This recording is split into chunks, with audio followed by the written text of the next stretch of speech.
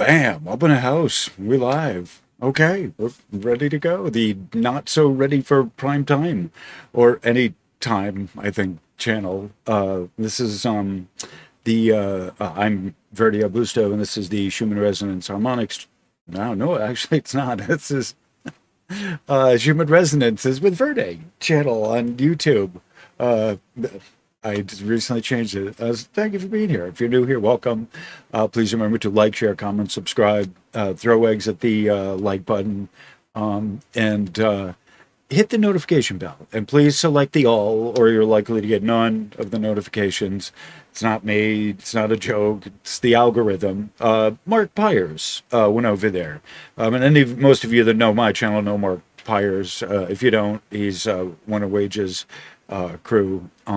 And he went over to the main YouTube thing, and they said, no, the subscribers have to hit the all, or it doesn't count as subs. And it's difficult on a related note. It's difficult for you to get your updates if you're new here, if you're not familiar with this. It can be difficult for you to get your notifications on time that my video is out, a video, not just mine, but a video, and so you want to interact with the channel as much as you can. And that's why I say hit like, share, comment, subscribe, make comments to comments. And it percolates up in the algorithm, it's how it is, and highly recommended to go to your list of subscribers and click on ones that you haven't seen from in a while and see if, maybe they put one out that you haven't been aware of.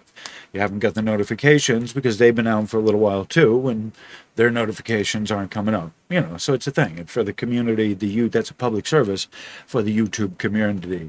And actually, I could even cut that right out and post it up as a YouTube community public service announcement. So on that cheery note, thank you very much. Because I'm the tech guy. I'm the deep dive tech guy. I listen when people, I love channels about how things work and documentaries, reference material. That's largely what I have in my bookshelf. I have nonfiction. By nonfiction, I mean owner's manual or an operator's manual or a research book or manual of mineralogy, whatever, mineral of tongue twister. So I prefer reference material myself. I'm a fix-it guy, So hence the here, So I always like knowing how the YouTube algorithm works and all of that. I follow along with the stuff, and so that this is all stuff that I've found kind of works in my case of what works. And I notice the ones that I go to recently, the most recently percolate up, and oh hey, you'll like this. It's like, oh, well, I've never been to the channel before, and somehow percolates up, and then it's like all their stuff comes up. So, that's the way it works as well. So it's a public service to you. For my people, the terrific 10 of you, Verde's terrific 10, as well as the rest of you who may happen to have stumbled upon this.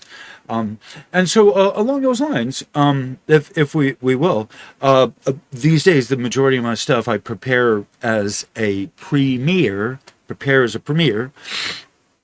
and I do a little bit, maybe a rambling introduction to these, or what seems a rambling introduction as it's a regular video, for the purpose of giving people a chance to get into the room, get into the chat, as it were.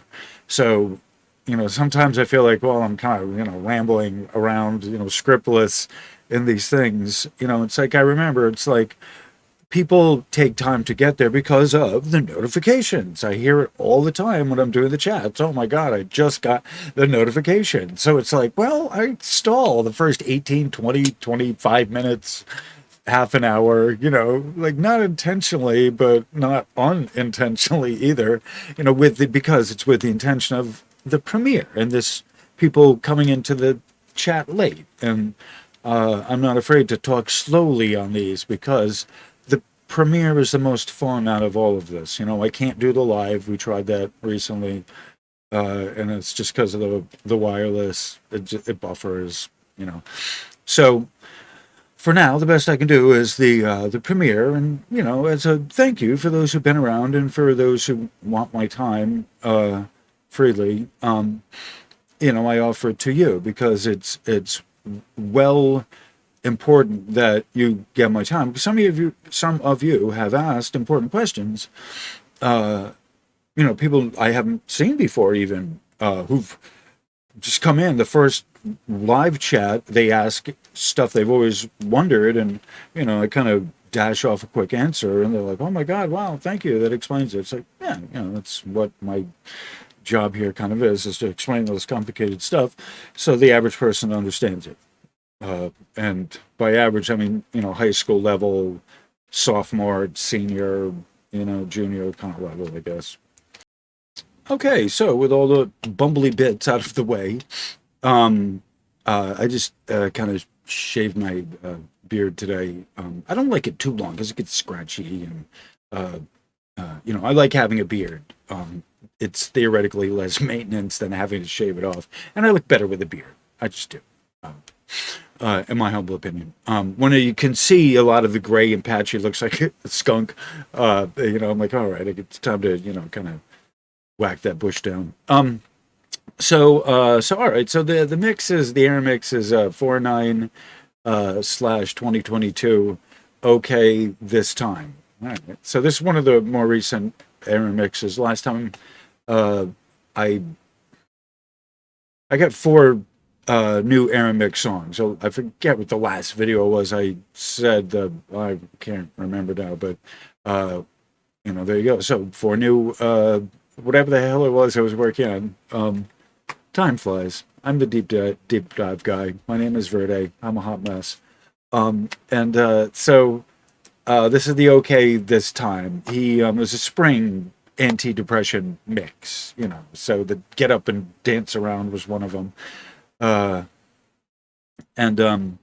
So it's a good mix. But other housekeeping, I think we go, my shirt, for Jackie and Swanee, over the kettle. So it's symbolic. They know what that means, sort of. And if they don't, you send me a message. You guys know how to get a hold of me. All right. So I'm going to, I think, just play a little mix here early on. And this is a good mix.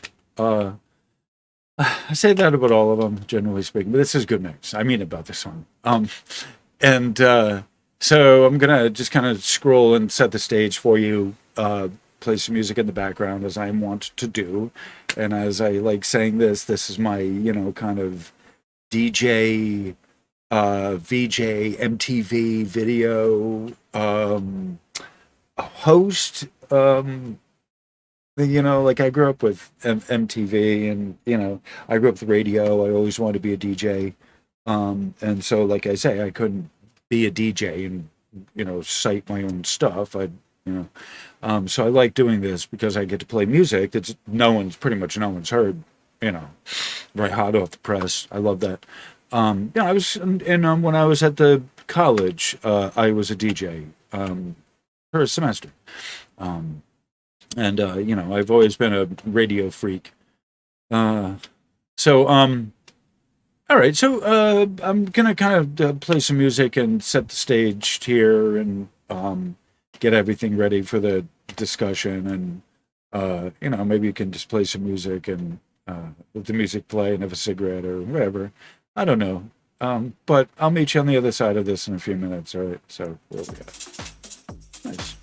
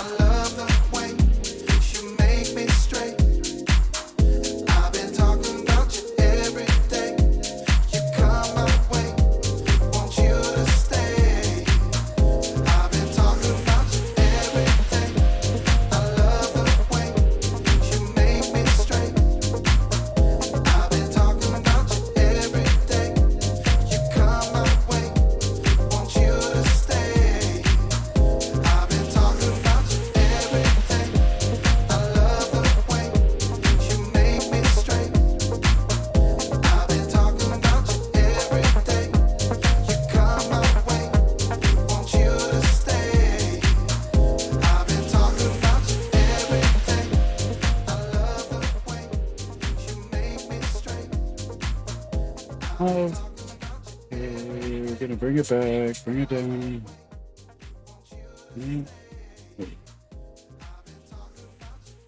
Hi, we are back. Okay, so this is this I've been talking about you. So yes, anyone that knows me knows I'm in love with this gentleman here, Friedman Friend, who I sent an email to and haven't heard back from, but I haven't lost hope yet. I'm hoping it just went into a spam folder or something, whatever. Anyway, so I'd like to get at an interview with him. He said he'd be willing to, so anyway, originally said, so, he's got credentials. He's this is, it was submitted in 2009. This is copyright 2010. So this data has been out since 2009. And I've been I've brought him up before. This material is not new to my channel, and because I also deal with atmospheric electromagnetics, which is more than just the Schumann resonances. That was my bottle of ginger ale that just popped. Okay. And so, uh, in case you could hear that, because I could. Atmospheric electromagnetic. So the Schumann resonances fits in there, and then there are also other atmospheric electromagnetics, and that's where we're at with this. So I bring it up because of this. I talk about this, the the this material from him, the seismographic material from Italy, from Cumiania, that is talking about earthquakes, and what the relationship is. So I think it's important to know, we're talking about the earthquake material, the earthquake detecting um, machines, the seismograph. This is their signature here. This is not like people, they don't understand this. They don't get this. This is one of the reasons why I'm doing this, is to help explain to people what they're looking at when they show these. They put these charts and graphs up, what they're actually looking at. Again, so you know how to read the charts. Someone just came downstairs here, so I hit the pause. Getting back to this. I'm in effort to explain how the technology works, how the graphs and the meters and all of that work. I like doing this type of thing here, where I can show you where the research applies in the actual real life application, the real life, the real life application of where it fits, and why these people spend so much money on doing all of this. It's like earthquake protection, to help save lives, the lives of the people who live in earthquake prone areas. And so that's why these, the research, they spend a lot of money on this research.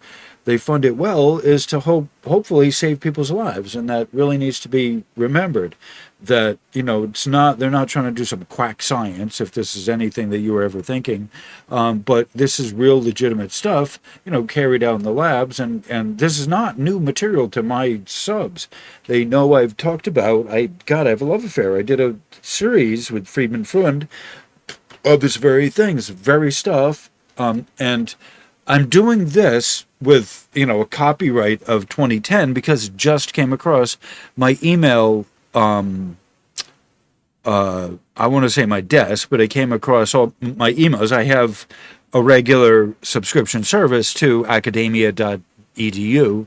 And so they send out based on my interest, based on stuff I've looked at before, and they have a running, tally of what I've looked at, you have, viewed. And I'm like, oh, I remember that one. And oh yeah, I still got to work on that one. And, it's like looking strolling down memory lane, looking at the you have viewed. And I'm like, God, that's a lot of stuff I've viewed. And so this one's 48 pages. All right. So I'm not going to be reading all of that, for God's sakes. So, the practical use, what's the application of the real life, what does it do to the research? And this guy's a researcher, and works at, the NASA, and he's a head of the physics department there, I think, or whatever. He's, got tenure at the university there. And so, in my view, my humble view, he's well respected. I really enjoy reading his work, and this is where it applies. And this may be boring, geeky, techno stuff, but this is the actual science. And this is the research, and this is the tech, the hardcore science behind the technology, of, like in this case, the earthquake detectors. What are we looking at? And so this is how I know what we're looking at, what it is, because all the research that I plow through. Like, and this is why I explain to people I can make it as simple as I possibly can, but this is graduate level stuff. You may just not get it no matter how simple I make it. It may not just be, you may not just not be, kind of able to grab the higher, higher order, higher function stuff here that happens. It's beyond me. In a lot of cases, I admit it. I hang on for dear life, white knuckle it, as it were, in a lot of this stuff. But I I remember some of this from high school physics. The O2 bonds, the oxy bonds, and the peroxy bonds, and the valence shell. I paid attention. I listened. As a physicist, I didn't do that well. There's equations and all this shit, but I was fascinated by the chemistry. And the valence shells and all of this electric bonding of the molecules and all. It's fascinating, absolutely fascinating. And that's where it applies here. Is the peroxy bonds and peroxy bonding of the O2 anions, the matrix there, the positive and the negative spin and the electrons. And this is what we talk about with this relating to the seismic material, is that as there's a release of the O2 peroxy bonds, it creates this discharge into the atmosphere, which you can see here. That's where this is registering here, is this range. That's the electric signal of this is registering actually here, okay? But as you're getting seismic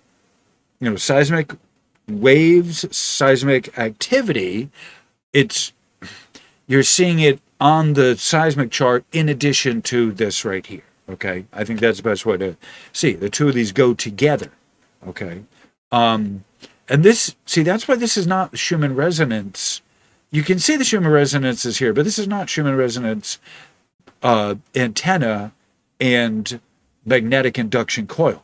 This is a seismograph, right? And so these electric antennas, the electric signal it's picking up is much higher than in the amplitude and the frequency. It's much higher than the Schumann resonances.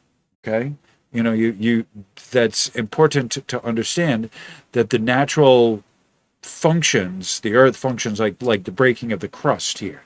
It's a great example that is of a stronger magnitude and intensity than the Schumann resonances. Right? It's equivalent to or offsetting to the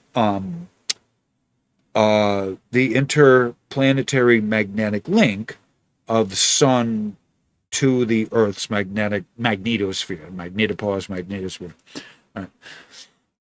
And so the strength of that and the strength of the release of the peroxy bonds of an earthquake are a lot stronger than in intensity and in frequency than the Schumann resonance's amplitude. Right. So I just want to make that as a kind of disclaimer, but also a principle, a guiding principle, that just a relative strength. The Schumann resonances are the weakest link. I can't help but say that. It's the weakest forces out of them all. Right? I think that's a fair way to put it.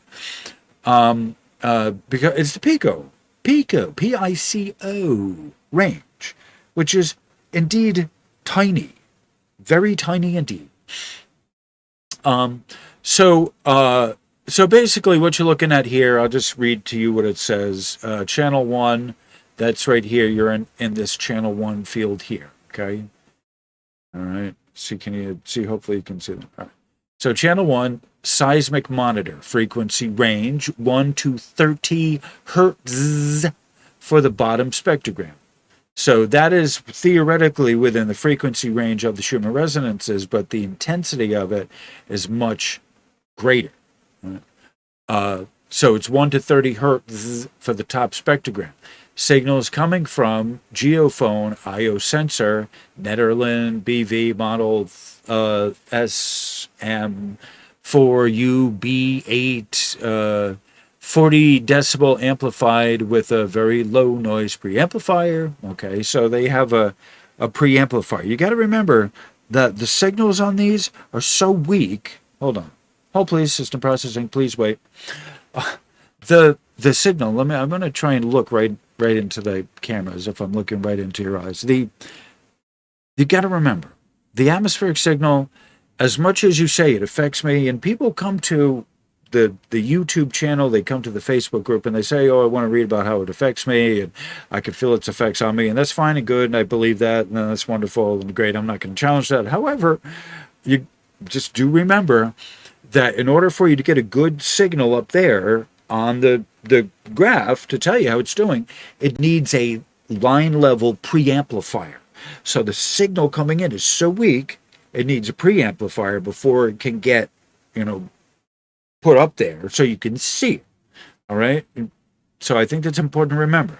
This is not just a drawing. This is a rendering. It's a plotting of the atmospheric data that would otherwise be invisible. Right. So you have to remember that. That in order to get a good intelligible signal by the machine, the line level, I've talked about this before, the line level difference between the nano scale that this is at and the micro or the milli level that it needs as a minimum line level signal, balanced signal to come in there to give you a rendering of this, of the plotting. And so so you have to remember that there is that in addition to all the other stuff that may also introduce a type of noise into the system. And so that's why they mention these things, that it's a decibel with a very low noise amplifier. Why they have to put this in as a disclaimer that this is the equipment that we use, and the scientific material, scientific data, research, all of this always explains to you. They talk about, they detail the equipment that they're using for it. And they run a lot of times calibrations, and they talk about doing the calibrations right there and the preparation for it and all this kind of stuff. So that's important to know, that the veracity of the data. That when we talk about objective data and you're looking at it through a sensor, well, all right. So when was the last time the thing was calibrated or cleaned, or they changed the filter on it? I don't know, whatever. It opens up questions.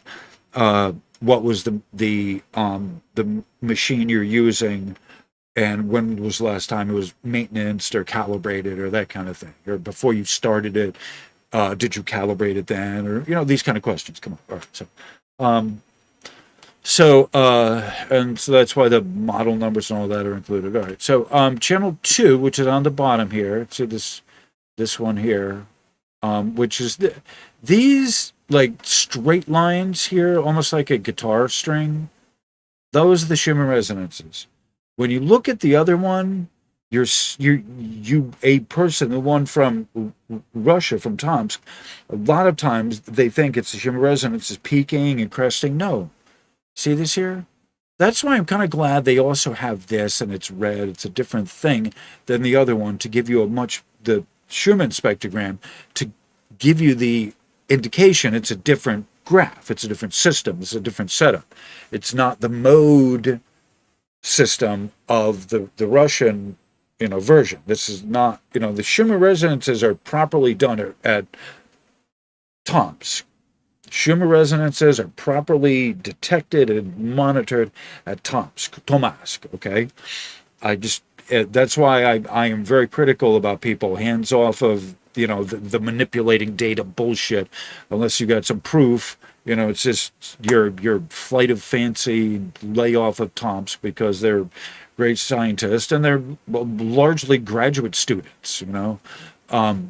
So they're the only ones that do it for free for the public, because it's part of their charter. They're a public university, and that's why they do that.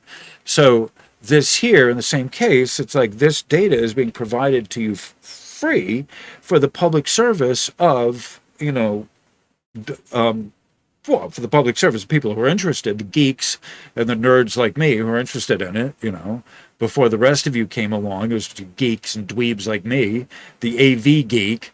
I mean, that's really what I am. And all of this, I'm a glorified AV geek. that just knows how all this crap works. Lucky roll of the dice. The AV nerd, gets the prize at the end of the movie for knowing how the tech works. Like, oh yeah, that. Oh, let me tell you all about it. Um, what are you gonna pay me? Um, anyway, yeah, I don't get paid for this, but put the donation. Maybe I'll remember to put the donation address there for you so you can donate. Because I don't get paid for this. So anyway, onward and upward. So these are there's these straight lines right here. You see them, 1, 2, 3, 4, 5, 6. Right? You see that? That's the stack of harmonics. That's why I love this, because the rest of you don't get caught up in, the ones of you, oh my God, how do you read this? You're not getting caught up in the minutia of the spectrogram. It's people that don't know how to read it are misreading it and misreading it horribly to support a narrative. And so that's why you do these, to explain technically how these works and to give you these other views of the Schumann resonances, Schumann resonance harmonics, the series of atmospheric harmonics. Schumann resonances are a series of atmospheric harmonics, which you can see at 6.6 interval right there. It's beautiful. Interval increments apart. Right? So they're evenly spaced, and that's why the Schumann resonances aren't cresting, they're not rising, they're not peaking. You're confused, generally speaking. Most people are confusing the amplitude and they're calling it a frequency, and it's just awful. It's horrible. It's just, I try not to be triggered by it, but I want to hurl. I want to violently hurl and retch. I hope you can see how absolutely distraught and broke up and triggered about this that I am. I'm raging about this right now. Can you see me raging about this? I'm raging about this. I am that triggered about this. Give me something to break right now. God forbid, I'm going to jump out a window. Well, I can't actually, because I live in a basement, and I can't jump out the window. I'm in a basement apartment. But anyway, so I'm calming my rage down right now, so you all can. Oh, sorry about that display. I didn't mean to. Whoa, Oh, holy crap! I hope I don't lose subs over that rage. Oh my God, I've gone off of the rails. Sorry about that display, public display of ragingness that I just raged upon you. What was I talking about? Oh yeah. The amplitude, the burst in amplitude being, identified as a frequency burst of the Schumann resonances, and they're not understanding the different radio signals. And I try to work with people, but it's, oh good God. I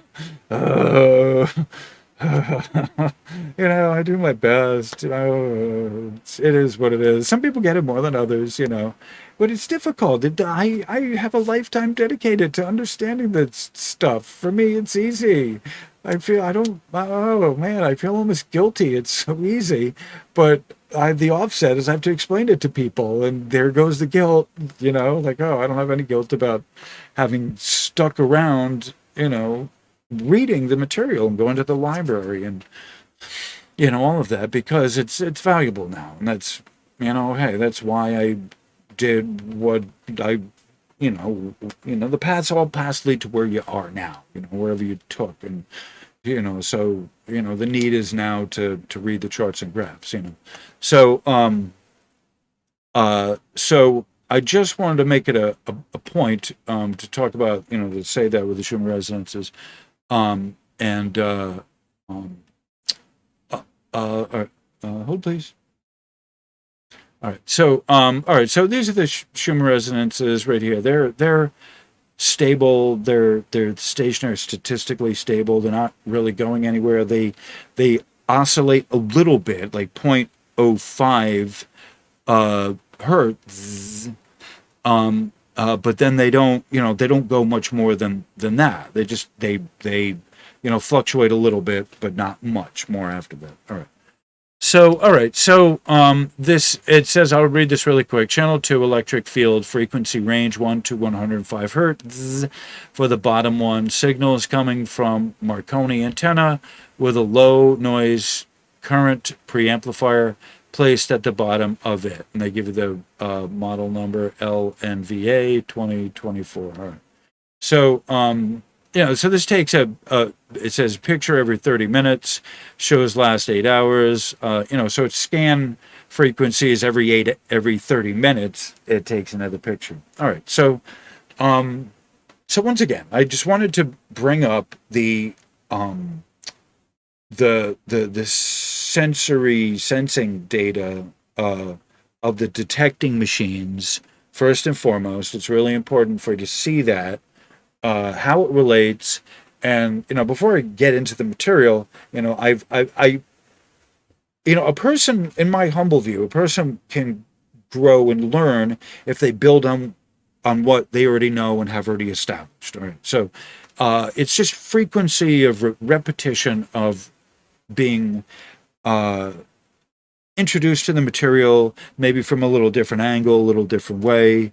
You keep bringing up the graphs, keep bringing up the charts, so that I can give you a familiarity of first and foremost the one from Tom's, because that's our number one educational model, but then the next one after that of the Kumiania data, because it isn't really properly Schumann resonance data, not as they're thinking it is, and it's not proper Schumann resonance data, even though it does have it on here. It's not given in the system of modes, which is really super important. But this is used in addition to the seismic, right? So you got to remember that at all times when you're at the Kumiania site, that they're not measuring Schumann resonances for that purpose. They're looking for earthquakes. They're earthquake detecting, right? It's super important to understand. It is so important. I'm going to click on this so I can look at you eye to eye. That's why they're doing this. That's why they spend all that money, in the public interest. They get grants to do this, public funding from the government to do this research, because it's ostensibly saving lives. And you have to remember that at all costs. Schumann resonance data is not doing the same thing. It's not intended to do the same thing as the Kumiania data. And almost, in my humble opinion, the Kumiania data is almost more important than the Schumann resonances coming from Tomsk, because this is attached to an earthquake, the seismic meter, and they get a lot of earthquakes over. They're prone to earthquakes over there that kill people, right? So the Schumann resonances don't kill, but the earthquakes do, and they can crumble buildings and all kinds of shit. So pound for pound, the better, greater public good, this is, here, the serving of public service, a great public trust in the early detecting of earthquakes as soon as you can. And like the research, you can't just look at what you want about, like your subject, you have to look at all the different data that comes with, the in this case, earthquakes, that they have a lot of different associated phenomena with them. And why is that? And so that's what we're looking to study, that, they accept here, at least this guy, all the researchers don't accept that earthquake also produced lights and they, weird smells, all kinds of stuff. The cattle know, the sheep know, the cows come down off of the mountain, before an earthquake, they know, the bison know. What do they know that we're ignoring? So, this is part of some of the work that, this guy's doing, Freund is doing, because, it saves lives, and he's a researcher and he's interested in saving lives, right? So, that's what this guy's deal is. All right. So I think before I get into the material, I'm going to, it's almost at the Union 45-minute break. So I'm going to start the music up, and mark it at 4004. How about that?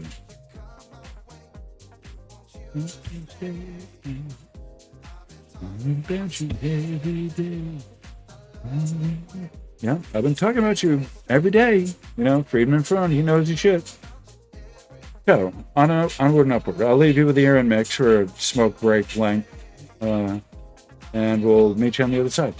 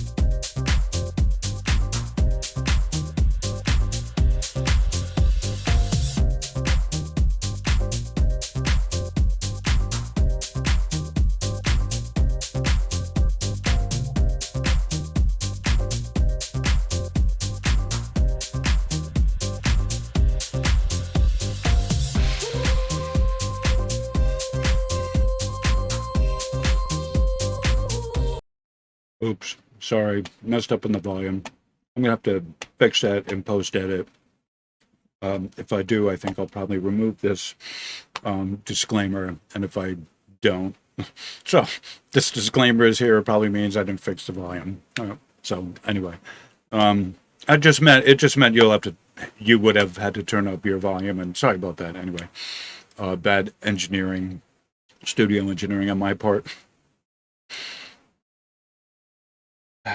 Okay, it takes a lot to do these videos by yourself. I've talked about this before. These from wherever they make the technology. So yeah, sure, you can do it all by yourself. You can have one person do it. Oh yeah, great. I'm awesome. I do it all myself.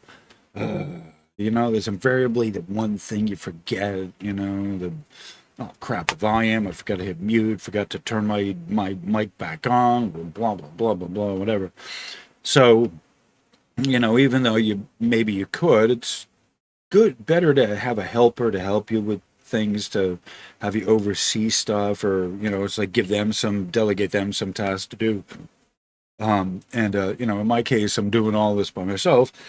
And even when Alex was here, he didn't help me much, but he'd remind me of things, and I'd forget to turn the volume on, the back on for the microphone with him or whatever. It's difficult to do these as a technician. Anyway, maybe that's why I never made it as a radio DJ. Would forget to plug the turn the mic back on or something. Anyway, onward and upward. Enough on the tech stuff. More on this tech stuff. All right, so I'm gonna I think just get into it. I'm at the when I had our Union 45 coffee break. All right, so onward and upward. So it's time. So I'm going to full screen this. Hold please. Okay, so the title of this is Toward a Unified Solid State Theory of Pre-Earthquake Signals, Friedman Freund. I'm not going to read all of this, but the NASA Ames Research Center, Moffett Field, California, USA, and you get the Department of Physics and Carl Sagan Center at SETI Institute. Many different abstract, many different non-seismic. Can we do it? Whatever. Many different non-seismic pre-earthquake signals have been reported, but there is great uncertainty about their origin, their correlation to each other, and to the impending seismic event. The discovery of the discovery of stress-activated electric currents in rocks provides a possible explanation. Stresses activate electric charge carriers, namely defect electrons in the oxygen anion sublattice, equivalent to O negative, and that's with a negative what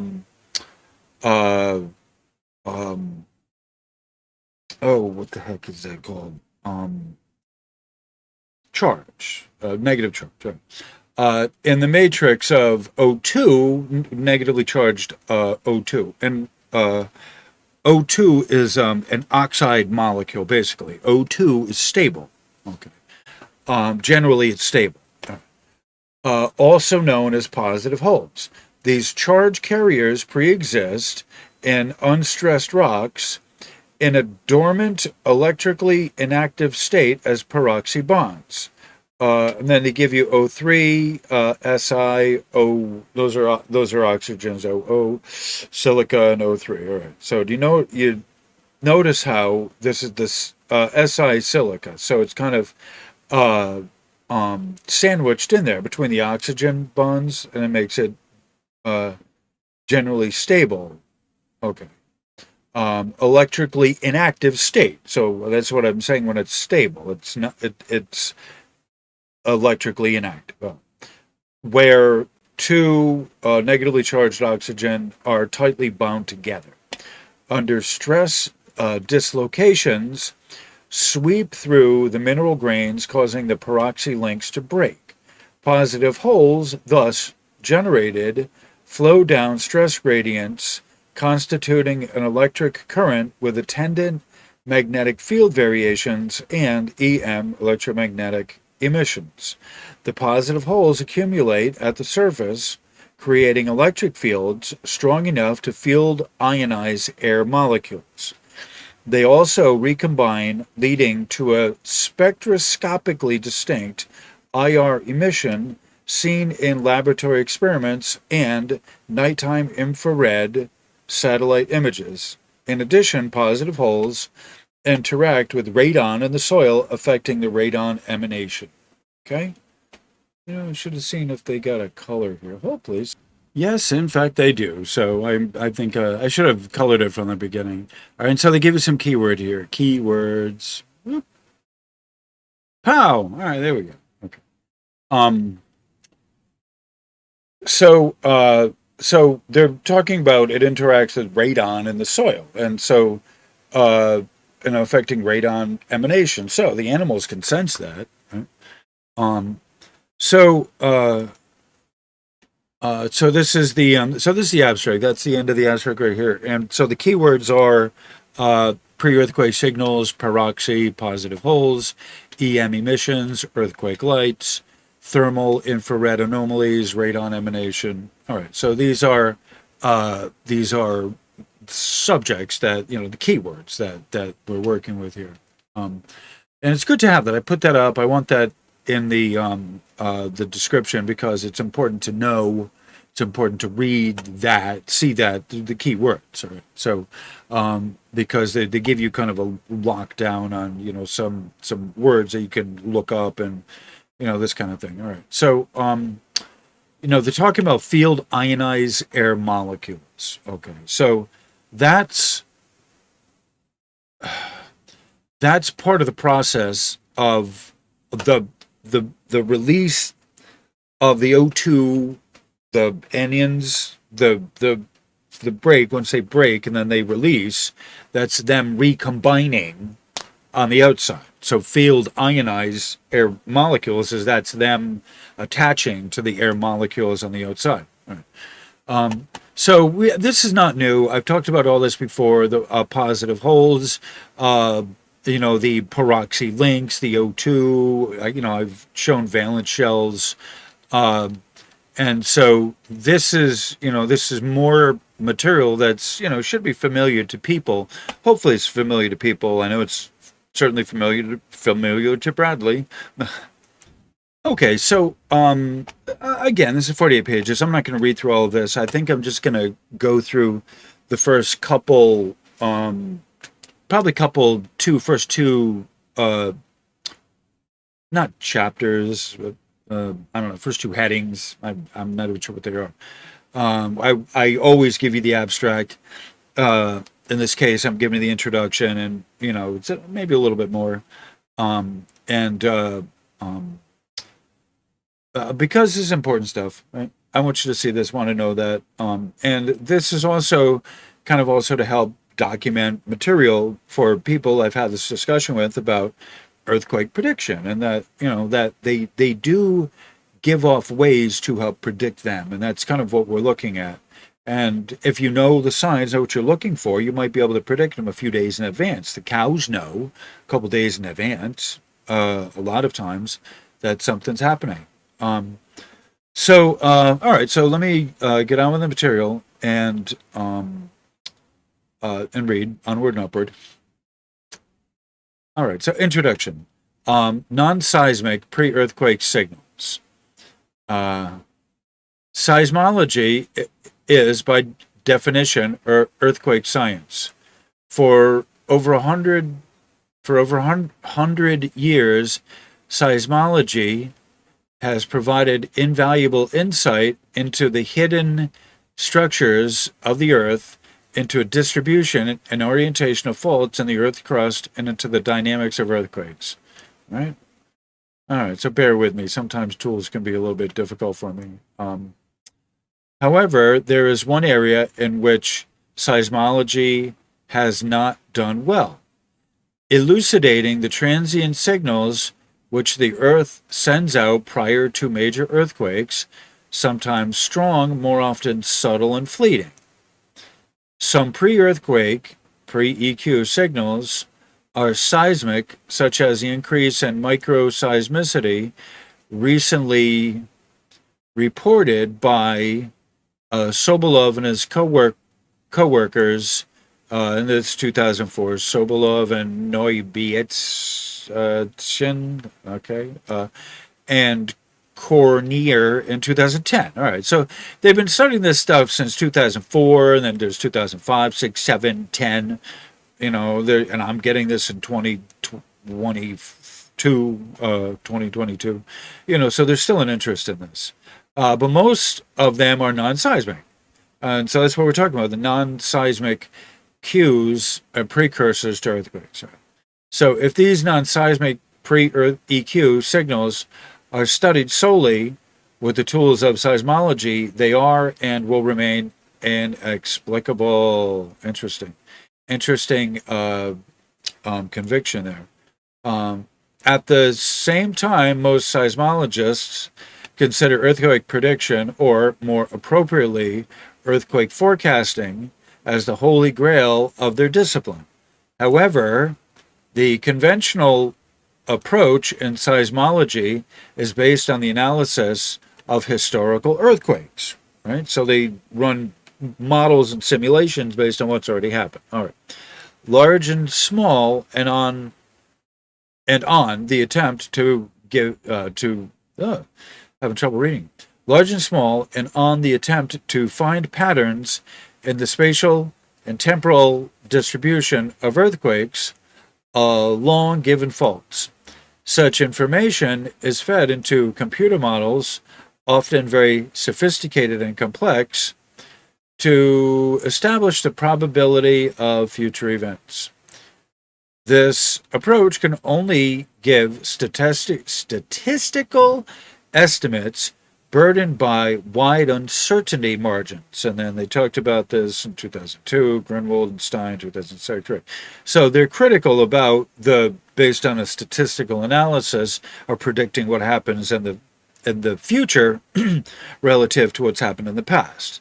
In other words, do not use past performance as a predictor of future behavior. And in 2000. So in this context, it is understandable why prominent seismologists have made categorical statements such as earthquake cannot be predicted, and that's Geller et al. 97, Molargia in 2003. So, awesome. Ooh. However, the literature is replete with reports of non-seismic signals prior to major earthquakes. They fall into very different categories: magnetic field variations, electromagnetic emissions over a wide range of frequencies, from visible VIS through the infrared IR to radio frequency RF and ultra low, extremely low frequency ULF, ELF, radon emanation from the ground, atmospheric and ionospheric phenomena, usually animal behavior, and others. All right.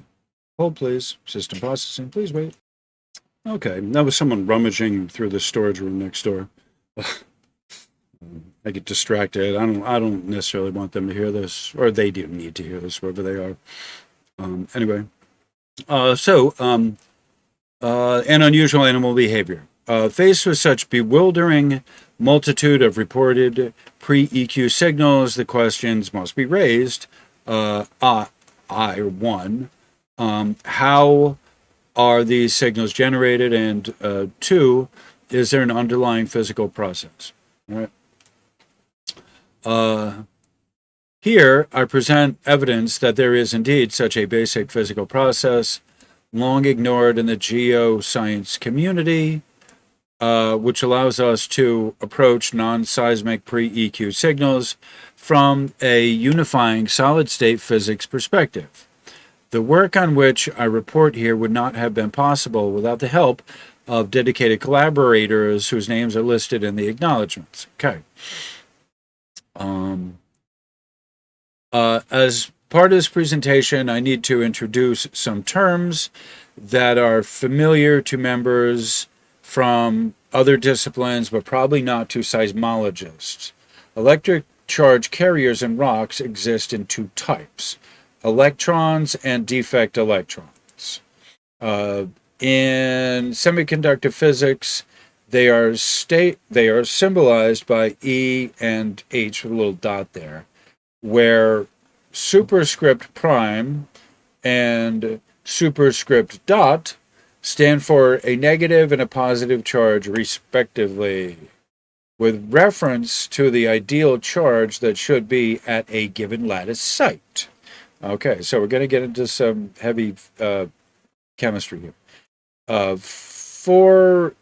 For instance, if an oxygen anion, and that's O with a -2, changes its valence to one negative electron, it chemically becomes O negative, but physically it becomes a defect electron in the oxygen anion sublattice. Okay, so hopefully you followed that along with me. Defect electrons are also called holes or positive holes on H super dot there. When two O negative pair up, they form what chemists call a peroxy bond. For instance, okay, O3, silicon, OO, O2, right there, the compound there, and what we sometimes call a positive hole pair, PHP. The tight peroxy bond strictly localizes the two hole states. For this reason, the peroxy bond is electrically inactive. Okay, so let me see where we're at.